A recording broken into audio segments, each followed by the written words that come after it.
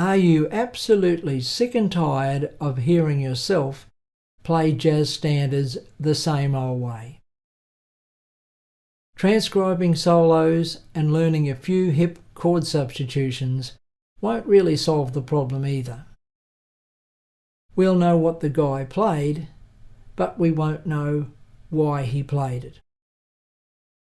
But what if there was an entirely different way of coming at these songs and using material that already exists in these great old tunes to create endless variations on the material and keep it really interesting?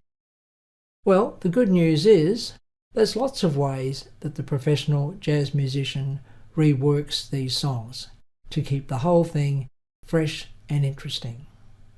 Hello, I'm Mike Hayes, and I'm inviting you to join me as we rework one of these great old jazz classics, Autumn Leaves. Take it away, Mike. Thanks, Mike. The arranging technique that we'll be studying in this session is called a descending tetrachord line. That sounds tricky, but as you'll find out, it's really quite easy. And it's a great alternative to simply strumming chords. It'll work in any ensemble. So let's jump in and see how we create descending tetrachord lines. The first step is to identify the key centres of the chord progression. Here is our chart of Autumn Leaves. The first 4 bars is in the key of B flat. The next 3 bars is in the key of G harmonic minor. In bar 8, I'm including a G7th chord, and I'm borrowing this chord from C melodic minor. Now moving on to bar 9, which is the second A section of Autumn Leaves. So once again, we find that the chord progression from bar 9 through to 12 is in the key of B flat. On to the next line, and bars 13 through to 16 is in the key of G harmonic minor. Now moving on to the B section, and bars 17 through to 19 are in the key of G harmonic minor. Once again, I'm including this G7th chord that I'm borrowing from C melodic minor in bar 20. On to the next line, bars 21 through to 24 are in the key of B flat. Now down to the C section of Autumn Leaves, where we have bars 25 and 26 in G harmonic minor. Then we have a modulation into the key of F, that's in bar 27. In bar 28, we're moving into the key of E flat. Then on to the last line, and bars 29 through to 32 are in the key of G harmonic minor. Step 2 is to play through the chord progression, playing the third of each chord as you move through the progression. At the top of the screen, you'll see the music notation. In the middle of the screen, you'll see the notes identified for each chord, with the third highlighted, and at the bottom of the screen you'll see where I'm playing this on the guitar fingerboard. Let's play through the progression, playing the third of each chord.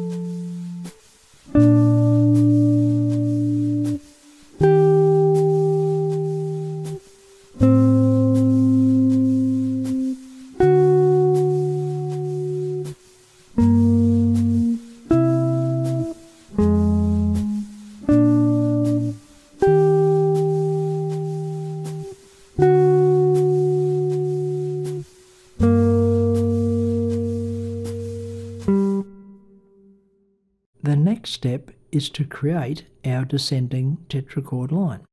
So what exactly is a descending tetrachord line? Well, it's a series of 4 notes moving, in this case, in a descending fashion. On the screen you'll see a B-flat major scale. Do you remember earlier in the video we went through and marked out all the key centres for Autumn Leaves? And the reason why we did that is we want to identify the parent scale for each of the chords in the progression. In bar 1 we have the chord C minor 7, and we know that this chord is in the key of B-flat major. Now if we start on the note E flat in the B-flat major scale, E flat being the 3rd note of a C minor 7th chord, and then all we have to do is move in a descending fashion from the E flat. So our descending tetrachord line for the first bar will be E flat, D, C, B flat.